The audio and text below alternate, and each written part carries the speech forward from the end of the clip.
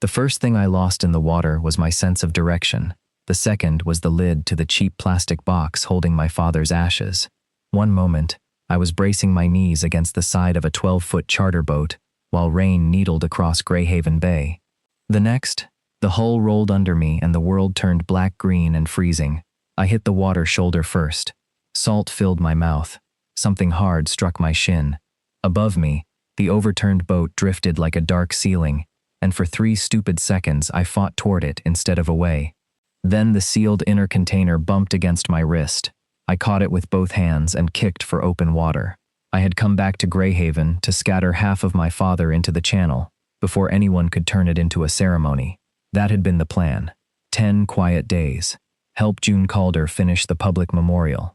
Sign whatever needed signing. Return to Boston before the town remembered how good it was at asking people to stay. The squall erased all of that in under a minute. A horn sounded somewhere through the rain, not the long moan of the harbor fog signal. Shorter, closer. An engine climbed hard against the chop. I tried to raise one arm, but the ashes container made me clumsy, and my soaked jacket dragged at my shoulders.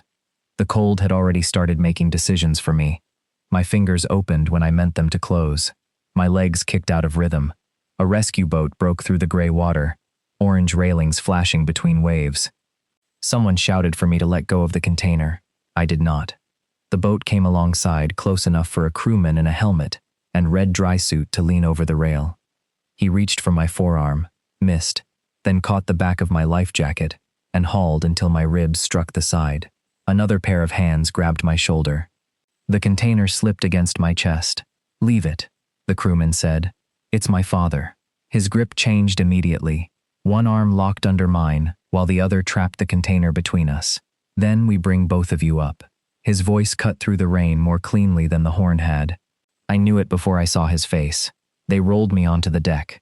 Someone wrapped a thermal blanket around my shoulders and started asking questions about pain, breathing, dizziness. I answered automatically. No, I had not hit my head. Yes, my left shin hurt. No, I had not swallowed much water. My eyes stayed on the man who had pulled me aboard. He removed his helmet. Grant Holloway had more lines around his eyes than the 18-year-old I remembered, and a pale scar ran through one eyebrow. His hair was darker when wet, cut short enough that the wind could not move it. He looked broader now, built less like the boy who used to race me across the sandbar, and more like someone who had spent years standing upright while the world pitched beneath him. He looked at me as if 17 years were not enough to make my face unfamiliar. "Adrian Cole," he said. My name sounded procedural in his mouth. That almost made it worse. One of the crew members glanced between us. "You know him, Chief?" Grant kept his attention on my pupils as he angled a small light toward my eyes. "We grew up in the same town. It was accurate, in the same way a tide chart was accurate. It gave you the facts while leaving out everything that could drown you. He asked me to follow the light. I did. He checked my hands for color and sensation, then looked down at the container resting between my knees. You always did choose the worst weather for private plans, he said. The old shape of his humor landed so precisely that I had to look away. I checked the forecast. You checked an app. That is generally where forecasts live now. His mouth moved at one corner, not quite a smile. Grayhaven Weather considers apps a personal insult. The crewman beside him laughed. Grant did not.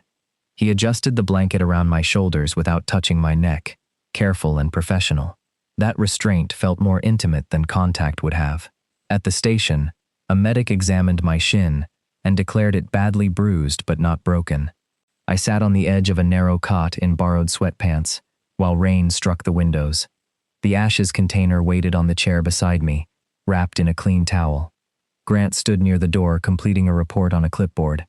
I told myself I was studying the room, the emergency equipment, the gray lockers, the faded safety poster, anything except the way he pressed his tongue briefly against the inside of his cheek when he wrote, exactly as he had when we were teenagers, marking algebra answers in the margins of each other's notebooks.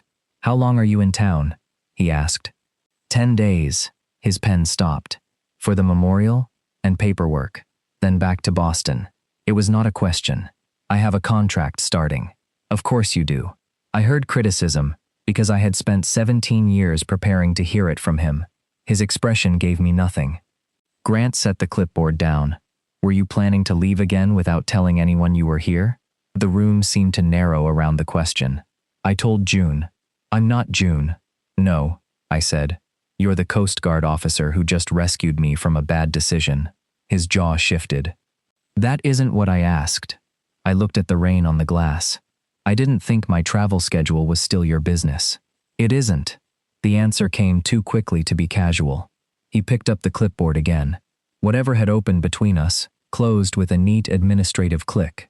He explained that my charter operator was safe, that the overturned boat had been secured, and that I should not go back on the water that day. He spoke with the calm authority of a man who expected instructions to be followed. I hated how easy it was to remember trusting him. June collected me in her old station wagon just after noon. She hugged me once, scolded me for frightening half the harbor, and placed the ashes container upright in a grocery crate on the back seat. You could have waited for the public ceremony, she said. That was the problem. She glanced at me but did not ask. June had known my father long enough to understand that grief and affection were not always the same thing. We drove along Harbor Road beneath bent trees and dripping power lines. Near the waterfront, yellow barriers blocked the promenade. Sections of the wooden railing had been torn away. The temporary ramp to the memorial overlook sat crooked against the seawall. June tightened both hands on the steering wheel. The storm shifted the lower supports. We can still hold the service Saturday, but the route isn't safe. You need an engineer. I need someone who understands accessible public routes and can work faster than the county procurement process. I'm not licensed in Maine for structural approval. The harbor engineer will handle structure. I need you to redesign the temporary access before he arrives tomorrow. I stared at the damaged promenade. My father had spent 32 years supervising maintenance along that waterfront. The town wanted a plaque for him, overlooking the channel he had refused to leave. When do you need the plan? 6 days. I laughed once, because the alternative was agreeing. June pulled into the Harbor Association lot. Grant's rescue boat was visible across the basin, tied beside the station. Even at that distance, I recognized him stepping onto the dock. June followed my gaze. He's the station's safety liaison for the memorial. Of course he is. He knows the tide windows better than anyone. That sounds like Grant. June parked. You say that as if you're annoyed he remained recognizable. I opened the door before she could see how close she had come. Grant arrived at the association office 20 minutes later carrying a waterproof folder. He had changed into a dark uniform, his hair still damp at the temples. He placed the folder on the table between us and opened it to a map of the promenade. We inspect at low tide, he said. Tomorrow, 6:10 in the morning. I remember how tides work. I remember you thought remembering was the same as checking. I met his eyes. Are all rescue briefings this personal? Only the ones involving people who ignore instructions while hypothermic. He slid a folded paper toward me. A current tide table, printed from the station system. Several times had been circled in blue ink. I opened it. Beside the lowest tide, Grant had drawn a small triangle. Not a standard warning symbol, not a Coast Guard notation, just 3 quick lines leaning slightly to the right. When we were 17, we had used that triangle to mark the hours when the sandbar would rise out of the bay and give us a place no one else could reach without being seen. I looked up. Grant was already closing the folder. 6:10, he repeated. Then he left me alone with the tide table and the first proof that I had not been the only one carrying something sealed for 17 years. Grant was already waiting when I reached the waterfront the next morning.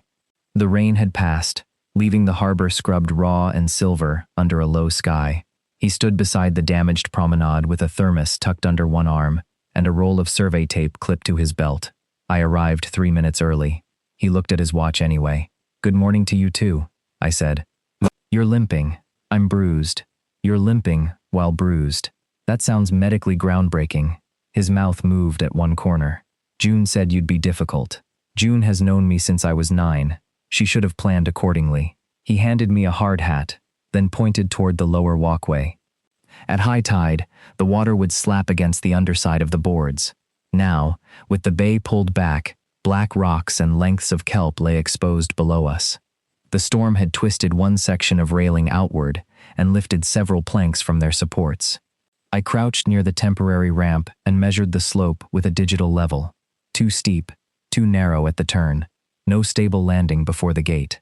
Grant watched me work without interrupting until I marked a possible reroute along the east side. That path blocks emergency access, he said. It keeps the grade under 1 in 12. It also creates a choke point between the seawall and the storage shed. Then move the shed. It's bolted to the concrete, so unbolt it. He folded his arms. You always make everything sound easy. No, I make it sound solvable. For the first time since the rescue, he looked directly amused. There he is. I straightened. Who? The guy who once redesigned the school auditorium seating because he got tired of watching Mr. Bell carry his wife up the stairs. I had forgotten Grant was there that night. I remembered the argument with the principal, the hand-drawn diagrams, my father telling me I was making trouble where no one had asked for help. I did not remember Grant sitting in the back row while I explained turning radius and aisle clearance to a room full of adults who wanted the meeting to end. That was different, I said. You were 17. And correct. You were furious. I was 17 and correct. He nodded solemnly. A dangerous combination. We spent the next hour arguing our way toward a plan. Grant needed a clear emergency lane from the parking lot to the lower dock. I needed a route that did not force wheelchair users onto loose gravel or require anyone with limited balance to cross the warped gangway. We shifted the temporary ramp, relocated 2 barriers, and created a wider turning area by removing a section of ornamental fencing instead of the storage shed. Grant tested the emergency clearance himself, walking it at the pace of 2 crew members carrying a stretcher. I measured behind him. At the gangway, I stopped. It moved only a few inches under the wind, but my body remembered more than I wanted it to. When I was 12, I had slipped between a dock and a fishing boat. My father had pulled me out by the collar and spent the drive home lecturing me about paying attention. Grant knew because I had told him years later, lying beside him on the sandbar while the tide came in. He did not offer his hand. He stepped onto the gangway first and planted 1 boot at the center. The left hinge is stable, he said. Right side has more movement. Stay near the rope rail. I know how to cross. I know. There was no pity in his voice, no performance of care. He simply demonstrated the safest line, then continued far enough ahead that I did not have to feel watched. I followed, angry at the relief that moved through me when the boards held. On the far dock, an older man in orange bib overalls was trying to restart a small diesel engine. His hands shook badly enough that the wrench slipped twice. Grant approached without announcing himself. "Morning, Walter." The man kept his back turned, engines being stubborn. "Looks personal. Everything's personal before coffee." Grant crouched beside him and asked whether he wanted a second set of hands, not whether he needed help, not what was wrong. Walter nodded once. Grant took the wrench, but he let the older man talk him through every step, as if the knowledge still belonged exactly where it always had. When the engine finally coughed to life, Walter's shoulders lowered. "Storm got closer than I expected," he said quietly. Grant wiped his hands on a rag. "It got close to all of us." No reassurance he could not prove.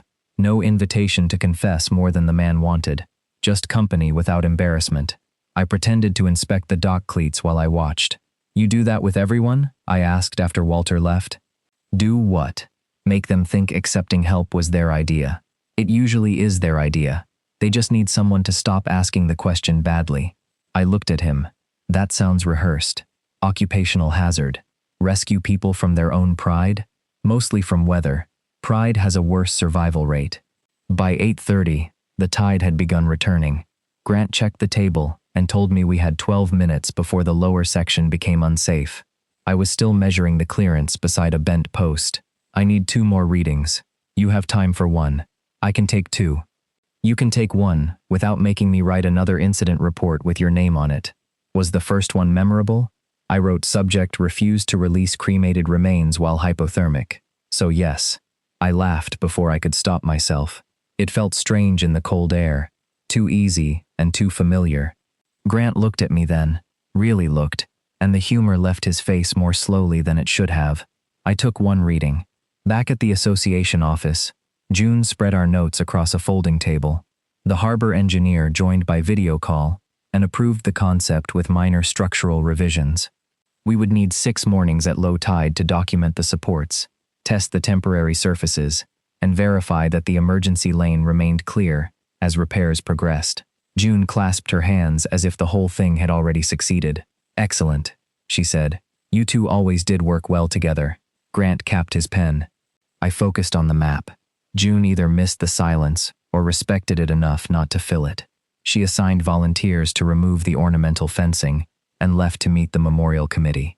Grant stayed behind to update the safety schedule. I began redrawing the route. "What time do you start in Boston?" he asked. "Usually before everyone who schedules meetings with me." "That tracks. And you?" 4 days on, 3 off, unless the weather disagrees. Still letting weather run your life. Still letting calendars run yours. I glanced up. Calendars are honest. Tides are more honest. They never pretend they'll wait. The words settled between us with more weight than the conversation had earned. Grant looked down at the table as if he had heard them too late. I changed the subject. "June said you've been here since training." "Mostly. That's 17 years. I can count." "I didn't mean it like that." "How did you mean it?" I had no answer that did not sound like accusation. "You stayed. You became exactly the man I assumed you would become. You built a life in the place I had to escape. Instead, I traced the proposed route with my pencil." Grant folded the tide table into quarters. "I transferred twice," he said. "Kodiak for 18 months. Then Portsmouth. Came back 6 years ago." The information unsettled me more than it should have. In every private version of Grant I had carried, he had remained fixed in Grayhaven, walking the same docks, watching the same channel, proving by his stillness that leaving had belonged only to me. "You never heard?" he asked. I didn't ask anyone. "No," he said. "You didn't." He slid the updated schedule across the table. 6 dates, 6 low-tide windows, 6 mornings with his handwriting beside mine. "Tomorrow," he said, 5:50. "That is an unreasonable hour." "The ocean declined your complaint." He reached the door, then paused.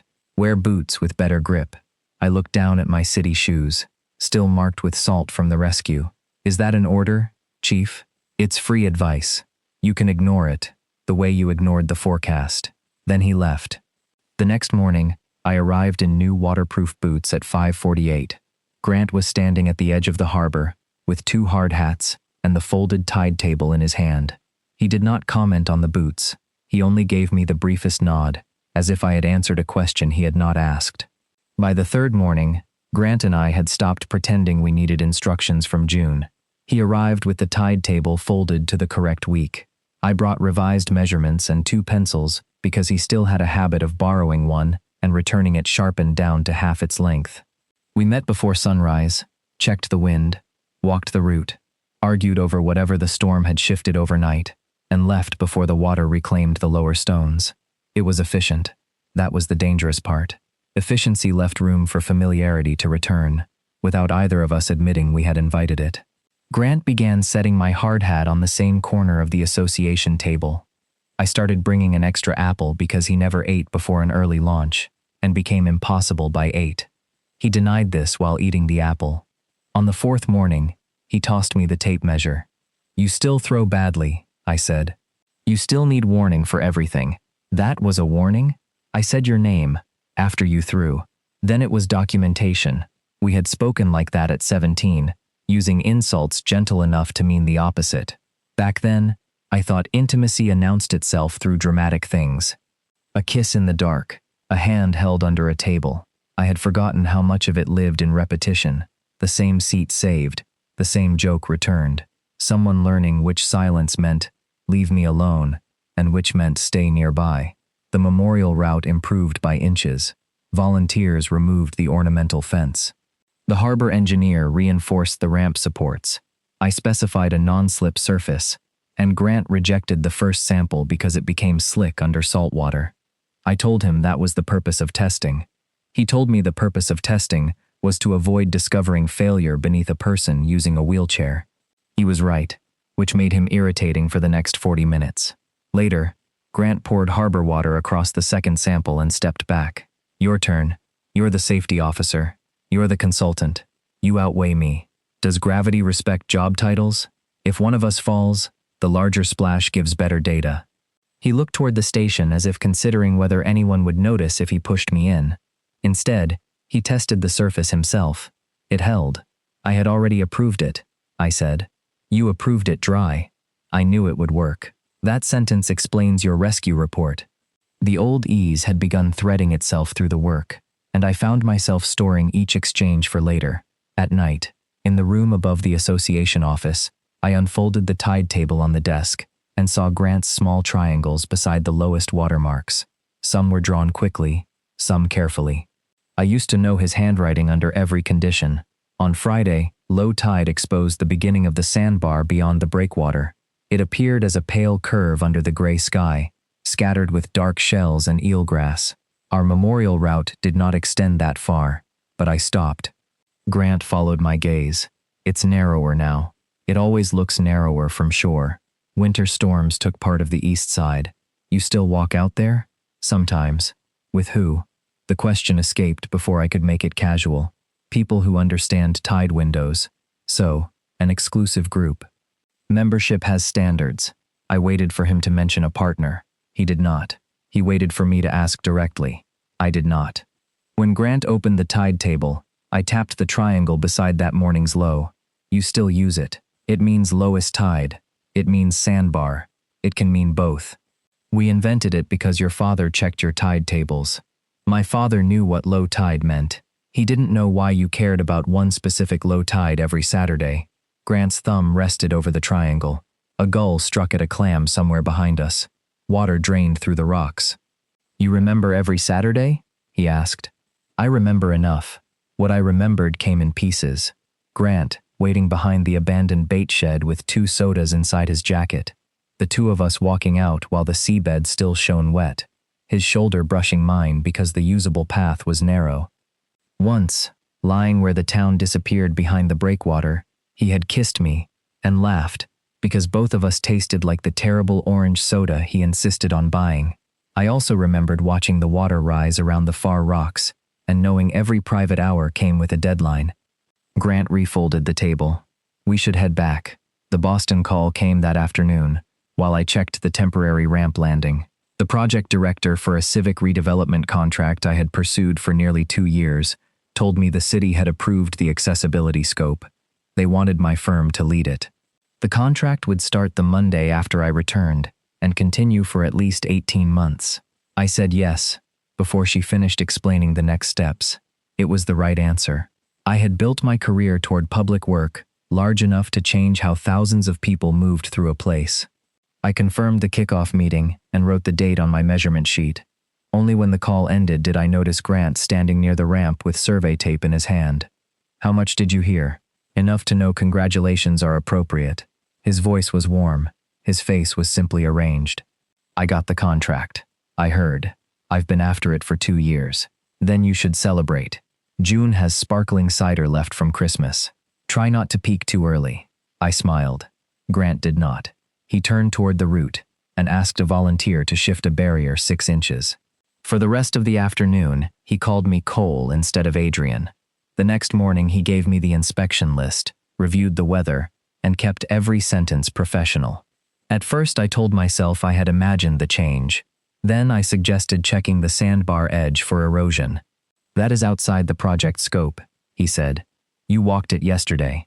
Yesterday we had extra time. We have extra time now. The tide turns in 43 minutes. You used to think 43 minutes was an entire summer. Grant's eyes lifted. That was a long time ago. So was calling me Adrian, apparently. He breathed out. Do you want to inspect the sandbar or argue about names? Both. We crossed before the water had fully withdrawn. The sand accepted our boots with a soft pull.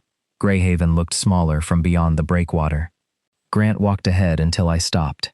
Boston was never a secret. He turned. I didn't say it was. You heard about the contract and started speaking to me like I'm a contractor you've never met. You are a contractor. There he is. His expression hardened. What do you want from me, Adrian? The return of my name hurt more than Cole had. I want to know why Boston still makes you angry. It doesn't. Then why are we standing where we kissed at 17, pretending you didn't spend yesterday punishing me for accepting a job? Grant looked toward the harbor. Boston was never the problem, he said. You leaving wasn't even the whole problem. What was? You decided what I would ask of you. Then you answered without letting me speak. I was 18. So was I. You could have called. You changed your number. You knew where I went to school. You knew where I lived. None of the sentences was new. We had carried both sides of that argument for 17 years, each of us practicing alone.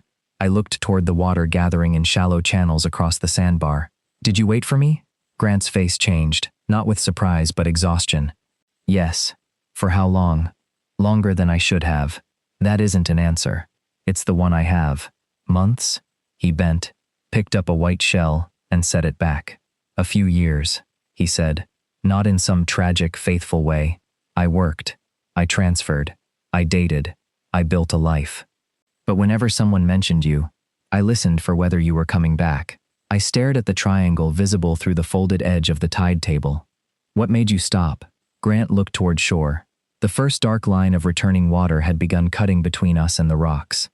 I realized waiting was another way of hiding, he said. It let me pretend I hadn't chosen anything either. He started walking back before the tide could close the path. I followed, carrying the knowledge that Grant had waited for me, and the worse knowledge that he had eventually learned how not to. Grant did not speak to me on the walk back from the sandbar. He moved at the same measured pace he used during inspections, checking the water line, the wind, the distance to shore. I followed 3 steps behind, angry at him for ending the conversation, and angrier at myself for needing him to continue it. By the time we reached the promenade, the volunteers had arrived. Grant gave them assignments. I reviewed the ramp measurements. We worked within 10 feet of each other for almost 2 hours, without saying anything that could not have been entered into a project report. Near the end of the shift, Grant found me beneath the memorial overlook, checking the new support brackets. We need to talk before tomorrow, he said. That sounds ominous. It isn't. Then you need a different opening. He glanced toward the volunteers. Not here. We agreed to meet at the sandbar before the evening tide, when the harbor would be quiet, and neither of us could use work as an excuse to stop. I spent the afternoon telling myself I did not care what Grant wanted to say. Then I arrived 12 minutes early. He came carrying a flat, waterproof envelope under one arm. The tide was still falling, revealing a narrow path across the wet sand. We walked without touching. The sky had cleared enough for late sunlight to break through the clouds, turning the shallow water the color of tarnished metal. Grant stopped near the place where we used to sit. I saw you the morning you left, he said. The sentence was so direct that I thought I had misunderstood it. At the bus station? He nodded. You told me you didn't know. I said I didn't know until you were gone. That is not the same thing. No. I looked back toward Grayhaven. The station was hidden behind the harbor buildings, but I could still picture it. One bench, a cracked vending machine. My suitcase pressed between my knees while I waited for the bus to Portland. Where were you? Across the street. The answer struck harder than it should have. You watched me leave. I saw you through the window, and you did nothing. Grant looked down at the envelope in his hand. I had been walking to your house. Your father told me you were already at the station, so you came after me. Yes, but you stayed across the street. Yes, I laughed once, without humor. That is almost impressive. I thought you were terrified. I was. You kept checking the door. Every time someone came in, you looked up like you were afraid it would be someone you knew. I was hoping it would be you. Grant's face went still. I had never said that aloud. For years, I had treated the thought as evidence against myself. I had wanted him to appear. I had also known that if he asked me to stay, I might have blamed him for the rest of my life. I could have crossed the street, Grant said, but you didn't. I thought stopping you would be selfish. You did not have to stop me. You could have said goodbye. I know. The simplicity of it took some of the force out of my anger. Grant did not defend himself. He did not explain that he had been young or afraid or trying to do the right thing. He stood there and accepted the shape of what he had failed to do. I wanted you to come inside, I said. Part of me wanted you to tell me not to get on the bus, and the other part would have hated you for asking. Grant's eyes closed briefly. That was the part I saw, he said. You saw what made it easier to stay silent. Yes, water moved through the grooves around our boots. We had spent 17 years believing our separate fears were evidence of the other person's choice. My father turned everything into a debt, I said. Every opportunity he gave up, every job he did not take. Every year he stayed in Grayhaven. He never let anyone forget what it had cost him. Grant listened without interrupting. If my mother wanted something outside town, he reminded her that he had chosen the family. If I talked about college, he asked why this place was not enough. Love always came with proof. Stay, give something up. Make your life smaller so everyone knows they matter. I never would have asked you to give up college. I know that now. Do you? I looked at him. Grant's voice remained quiet. Because you still talk about leaving as if everyone who wants you is trying to trap you. The accusation was accurate enough to make me defensive. You stayed. I left twice, and came back, because I wanted to. That is easy to say when the place you want is the place you began. It was not easy. The words landed between us. Grant looked past me toward the harbor. Kodiak was hard. Portsmouth was worse. I came back because my mother was sick, then stayed, because the station offered me work I cared about. It was not destiny. It was a series of choices. I had reduced his life to geography because it made my own story cleaner. Grant belonged here. I did not. Grant stayed. I escaped. It allowed no room for the possibility that he had struggled, left, returned, and changed. He held out the waterproof envelope. What is that? Something I should have thrown away years ago. Inside was a tide table, yellowed at the folds. The year printed at the top was the year we turned 18. Small triangles marked every Saturday low tide between May and August. Beside the final one, Grant had written my name. I touched the paper carefully. You kept this? Yes. Why? Because throwing it away would have made our silence feel like something we agreed to. The wind lifted one corner of the page. I remembered that final marked Saturday. We had planned to meet on the sandbar. I had already bought the bus ticket. I had not told him. What would you have said if I called from college? I asked. Grant took longer to answer. I would have asked if you were safe. And then, whether you hated it. I did, for the first month, I figured. And after that, he looked at me then. I would have asked where you wanted me to meet you. The answer entered the oldest wound I had, and found no demand waiting there. No test, no requirement that I return. Just a question I had denied both of us. I stepped closer before I could explain myself out of it. Grant. He did not move. I want to kiss you. His breath changed. Are you asking? Yes. He searched my face, giving me enough time to retreat. Yes, he said. The kiss was nothing like the ones I remembered. We were not hidden teenagers racing the tide. Grant lifted one hand, stopped before touching me, and waited until I leaned into it. His palm settled against my jaw. I placed my hand against his chest and felt his heartbeat accelerate beneath the fabric. The kiss was careful at first, then less careful when neither of us pulled away. When it ended, Grant rested his forehead near mine without touching. We should go back, he said. The tide? In 18 minutes. I smiled despite myself. You checked. I always check. We walked toward shore close enough that our shoulders brushed twice. Neither of us apologized. At Grant's truck, he opened the passenger door to retrieve my hard hat. A packet slid from the seat and landed near my boots. The header read, Regional Maritime Rescue Training Unit. Beneath it was an assignment offer. I picked it up before I could stop myself. Grant went still. What is this? He took the packet but did not hide it. A training position. In Grayhaven? No. Where? New London. The warmth from the kiss vanished. When were you going to tell me? I had not decided whether to take it. The offer has a deadline. 48 hours. How long have you known? 3 weeks. I stared at him. You let me believe you were here. Permanently. I did not tell you that. You did not correct me. You never asked. The words felt cruel, even though they were true. You kept that tide table for 17 years. You brought me out there. You kissed me, while knowing you might leave. You accepted Boston yesterday.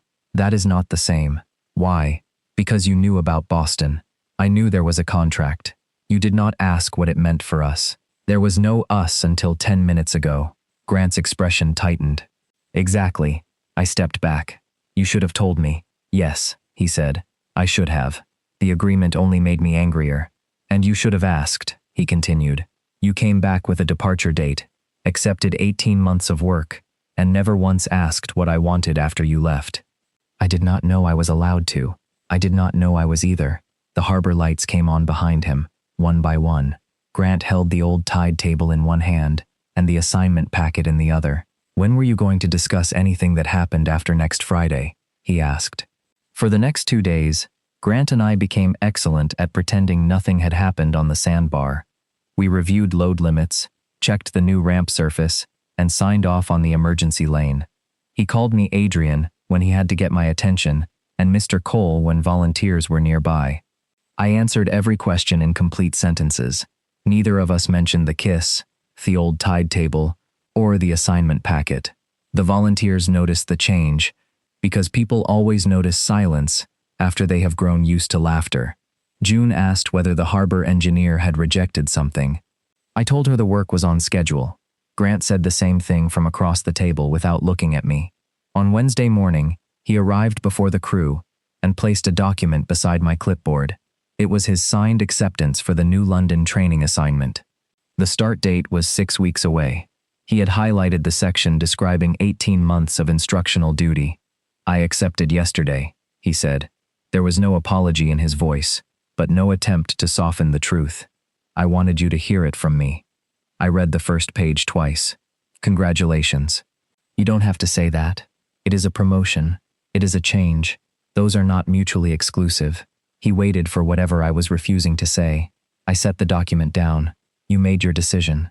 "Yes." The answer felt like a door closing, though Grant had never promised to keep it open. I told myself I had no right to feel abandoned by a man I had not seen in 17 years and had kissed once beside a truck. The facts did not improve the feeling. "So that's it," I said. "You leave Grayhaven in 6 weeks.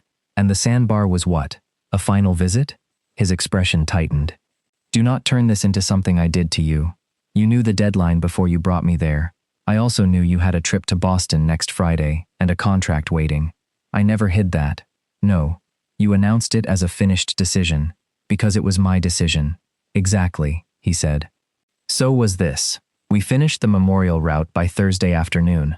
The ramp met the required slope. The turning area cleared both mobility standards and Grant's emergency access plan. Volunteers installed temporary handrails, and the harbor engineer signed the inspection sheet. June hugged me hard enough to aggravate my bruised ribs. Grant shook my hand in front of the committee. His palm was warm, his grip brief. "Good work," he said. "You too." It was the kind of exchange two professionals could have after a successful project. That made it unbearable. Once the others left, I found the old tide table on top of my laptop, sealed in a clear protective sleeve. The space below the final marked Saturday was blank. Grant stood near the door. "It belongs to both of us," he said. "You kept it. That doesn't make it mine. What am I supposed to do with it?" "Whatever you want. You always have an answer until the question matters." His face changed, but he did not rise to the insult. "I am not going to write your future on it, Adrian. I did not ask you to. You keep waiting for me to tell you to stay, so you can prove I'm exactly who you feared I was. And you keep refusing to ask for anything, so rejection never becomes possible." He nodded once. "That part is true." Then he left the table between us, the blank margin more painful than any demand. My return ticket was for Friday evening, after the memorial. On Thursday night, I changed it to Friday morning. I told myself the project was finished, and the ceremony would survive without me. June could read my prepared remarks. The plaque had my father's name, not mine. I packed before midnight and carried a suitcase down to the car so I could leave quietly at dawn. Grant's truck turned into the lot while I was closing the trunk. I saw the station folder beneath his arm and remembered he still had to deliver the safety report. His gaze moved from the suitcase to the back seat, where my coat and laptop bag were already waiting. "You moved your departure," he said. "The work is done. The memorial is tomorrow. Today, technically." "Does June know?" "She knows I might leave early. That is not what I asked." The echo of the rescue station made both of us hear it. Grant set the folder on his truck. "Were you going to disappear again?" Taking an earlier bus is not disappearing. It is when everyone who expects you is asleep. You accepted a job in another state, and told you, after the decision, before I left. His voice stayed low, which made my own sound reckless. "What do you want, Grant? Do you want me to stay for the ceremony? Stay a week? Move back to Grayhaven and congratulate you for leaving? No." He stepped closer, stopping outside my reach. "I do not want you to give up Boston. I do not want you to move here because your father died, because we kissed, or because you think suffering makes a decision more sincere. Wind pushed cold air through the parking lot. Then what do you want? I want you to stop making me find out you're gone after the fact. I looked away. That sounds like asking me to report my movements. No. It sounds like asking someone who says I matter to treat me as if I do. I never said you mattered. Grant absorbed the lie without flinching. Then leaving should be easy. He picked up the folder. But do not call it freedom when the only person allowed to make a choice is you. He walked away before I could answer. I stood beside the packed car until the harbor lights shut off, one row at a time. The old tide table was in my laptop case upstairs. I could picture the blank space beneath the final triangle. For years, I had imagined that anyone who loved me would eventually place a boundary around my life and call it commitment. Grant had done the opposite. He had left the margin empty. I had still experienced it as pressure, because an open space required me to decide what I wanted, rather than escape what I feared. I did not take the morning bus. I unpacked nothing, but I drove to the memorial overlook before noon. The temporary route held under a line of wheelchairs, walkers, strollers, and people leaning on the new handrails. My father's plaque had been mounted above the channel. June spoke about his years of service, the storms he had worked through, and the opportunities he had refused because Grayhaven needed him. He was a man who never left, she said, no matter what it cost him. Everyone applauded. I looked at my father's name and heard the phrase the way I had heard it throughout childhood.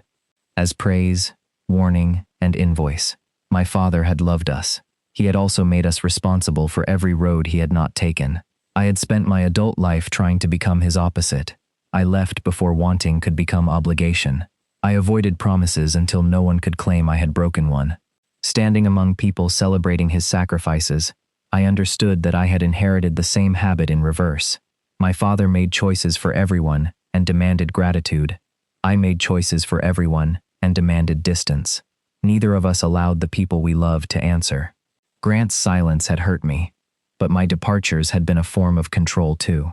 After the ceremony, I went upstairs and opened the protected tide table. Beneath the old Saturdays, I wrote 2 dates. The first was 3 weeks after Grant's training began, when he could come to Boston for a weekend. The second was the following month, when I could travel to New London. They were not promises of forever. They were not proof that one of us mattered more than a career. They were simply places where our separate calendars could touch. I changed my bus ticket to Saturday morning and confirmed I would still be at Monday's Boston meeting. Then I waited for Grant's shift to end. His rescue boat entered the harbor shortly after sunset, moving between the channel lights with controlled speed. I stood near the station dock, while the crew secured lines and carried equipment ashore. Grant saw me before he removed his helmet. He did not smile. He finished the checklist, spoke with his crew, and disappeared inside. I stayed where I was, holding the folded table in both hands.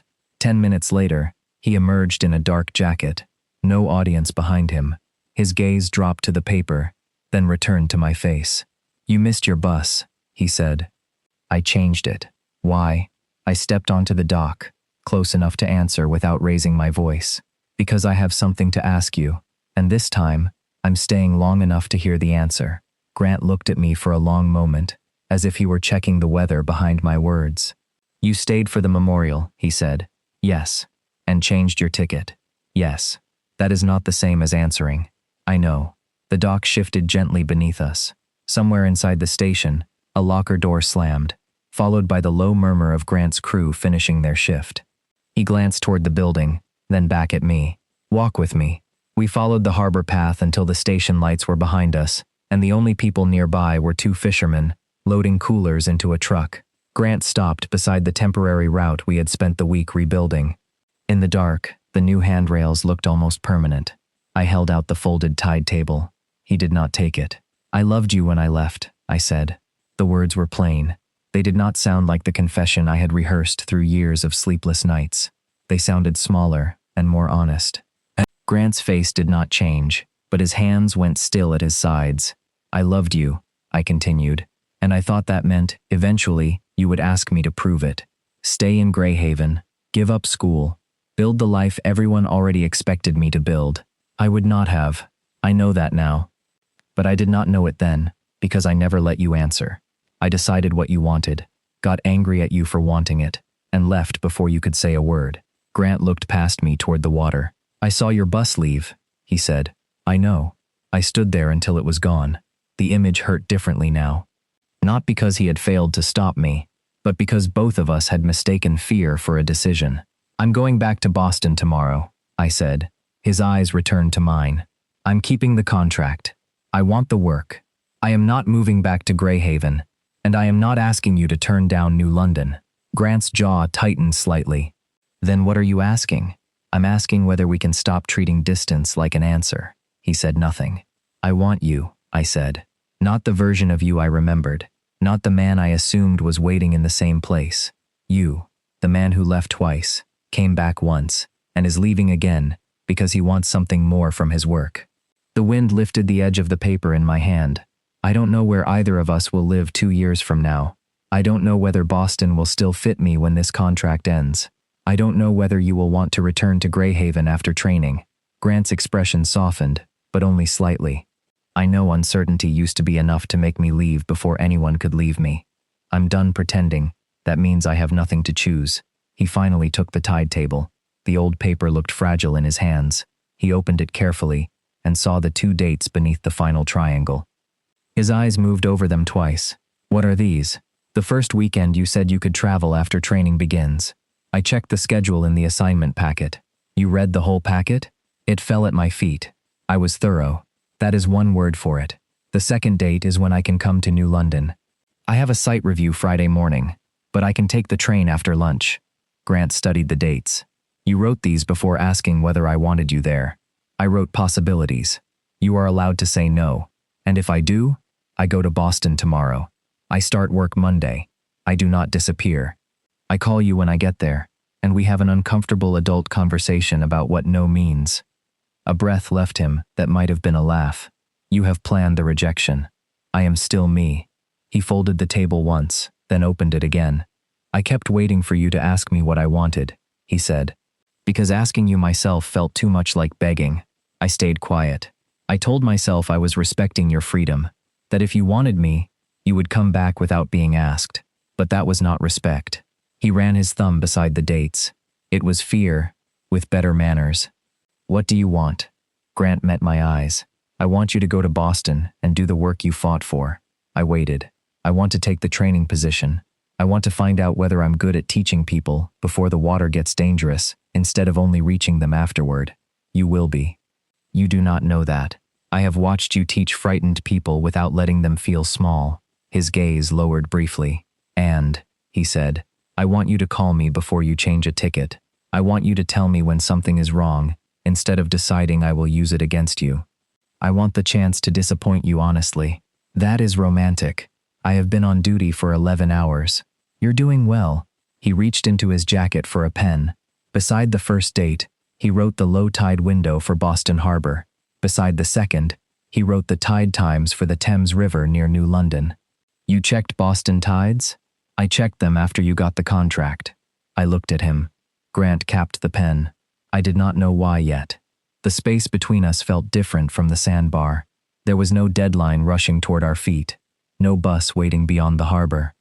Just a folded piece of paper, and 2 men old enough to understand that wanting something did not guarantee it would be easy. Grant held up the table. Are you asking me to try? I'm asking you not to make me guess. His mouth curved. Yes, he said. The words settled into me slowly. Yes to trying. Yes to Boston, New London. Trains, bad schedules, calls when one of us is too tired to sound interesting. Yes to finding out what this is, when neither of us can blame the tide. I stepped closer. Grant did not touch me. Are you sure? He asked. I understood what he was offering. Not only consent, but room. A chance to answer without being cornered. Yes. He kissed me beneath the unfinished memorial lights, one hand resting against my side, and the other still holding the tide table. There was nothing careful about the relief in it, but there was patience. He gave me time to move closer. I gave him time to believe I would not step away without speaking. When we separated, Grant looked toward the parking lot. You still need to pack. My car is already packed.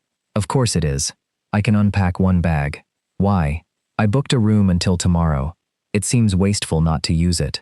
That sounds almost spontaneous. Do not make me regret this. I have a spare toothbrush. I stared at him. He raised one shoulder. Rescue preparedness. 3 months later, Grant came to Boston, carrying the same waterproof envelope. The city waterfront project was in its loudest phase, all temporary barriers and angry commuters. I walked him through the route while contractors waited for my approval. Grant asked questions but did not take over. When one of the site managers looked to him instead of me, Grant pointed toward my clipboard and said, "He's the reason this works. Ask him." That evening, we argued over dinner because Grant had agreed to cover an extra training weekend that overlapped with my visit. I accused him of making decisions alone. He reminded me that I had accepted a public meeting on the Friday I was meant to arrive. We were both irritated. Neither of us hung up, packed a bag, or turned silence into punishment. We changed the dates. A month later, I returned to Grayhaven. The sandbar appeared under a clear autumn sky, wider than I remembered and colder beneath my boots. Grant walked beside me with a new tide table folded in his coat. It was covered with train numbers, weekends, amended plans, and 2 dates we had crossed out after speaking to each other first. At the far end, where the town disappeared behind the breakwater, he handed me the table. There were still blank spaces. They no longer frightened me. We never promised we would stay in the same place. We promised neither of us would ever have to guess where the other had gone.